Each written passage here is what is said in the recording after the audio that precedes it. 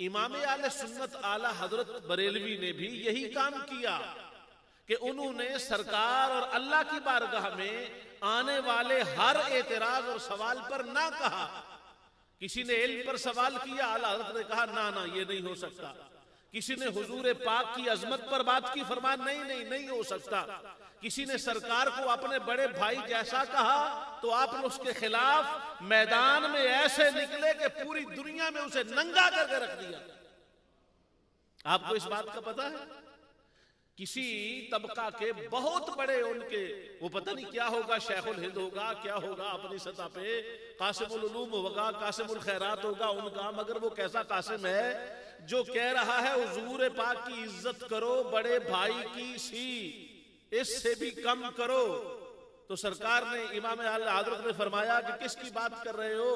جس کو کہہ رہے ہو بھائی کی سی، اس کا جیسا تو رسول بھی نہیں ہو سکتا، ان کے ہم پلہ تو نبی بھی نہیں ہو سکتا، ان کے پلہ تو اولو العزمیت بھی نہیں ہو سکتی، ان کی برابری کا تو اہل عرش بھی دعویٰ نہیں کر سکتے. ان کی خاک پاک کو تو چومنے کے لیے عرش کے ذرات ترستے ہیں.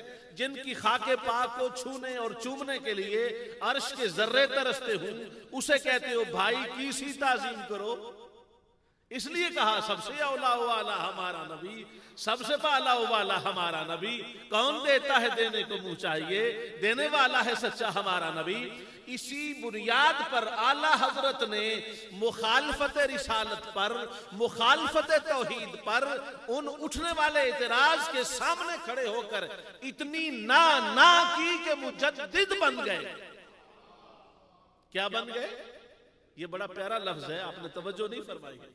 یہ بڑا مشہور لفظ ہے، بڑا پیارا لفظ ہے. کیا بن گئے؟ مجدد بن گئے. اور سرکار اعلی حضرت جب مجدد بنے نا تو خود اپنے ہاتھ سے 300 کتابیں لکھ چکے تھے. آل انڈیا سنی پٹنہ کانفرنس میں جو حضرت شیخ یحییٰ منیری کے سجادہ نشین نے قرارداد پیش کی اور آپ کو مجدد کا لقب دیا، اس وقت آپ کی 300 کتابیں چھپ چکی تھی اور 5000 علماء نے متفقہ طور پر آپ کو مجدد کہا. آپ نے جو علم پڑھے تھے نا، 16 علوم آپ نے پڑھے تھے، 16 branches of knowledge he learned from the scholars, from the teachers. لیکن جو کتابیں انہوں نے لکھی ان کی تعداد 92 یا 140 ہے. تو کہاں 16 اور کہاں 92؟ یعنی یہ اللہ نے آپ کو مقام اور شرف دیا کہ جتنا ظاہری طور پہ پڑھا تھا، باطنی طور پہ اللہ اور اس کے رسول نے اور زیادہ عطا فرما دیا. لیکن ان کا نقطہ امتیاز کیا ہے؟ جو ان کے اندر سب سے بڑی بات ہے وہ کیا ہے؟ اللہ اور اس کے رسول کی بارگاہ میں جو ان ہستیوں کے مخالف ہیں ان کے خلاف سفارا رہے، ان کے مقابلے میں کھڑے رہے، اور حضور پاک پر آنے والے کسی بھی اعتراض کو آپ نے بڑھنا اور آگے جانا تو دور کی بات ہے وہیں پہ روک دیا. جب آپ، آخری بات ان کے حوالے سے عرض کرتا ہوں، جب آپ مکہ شریف تشریف لے کے گئے حج شریف کے موقع پر، تو وہاں مکہ شریف کے 300 علماء نے جناب اعلی حضرت کی خدمت میں یہ فتویٰ پیش کیا حضور پاک کے علم غیب پر. تو سرکار اعلی حضرت نے پورا کتابچہ لکھ دیا چند گھنٹوں میں، المادۃ الغیبیہ یہ لکھ دیا. اور اس کتابچہ میں جو سرکار کے علم غیب پر لکھا، مکہ کے 300 علماء نے آپ کی خدمت میں حاضر ہو کر لفظ بلفظ سنا، اور سن کر نہ صرف یہ کہ اس پر سائن کیے بلکہ کہا ہم نے حضور کے علم غیب پر آج تک عربی زبان میں اتنی بڑی کتاب نہیں دیکھی.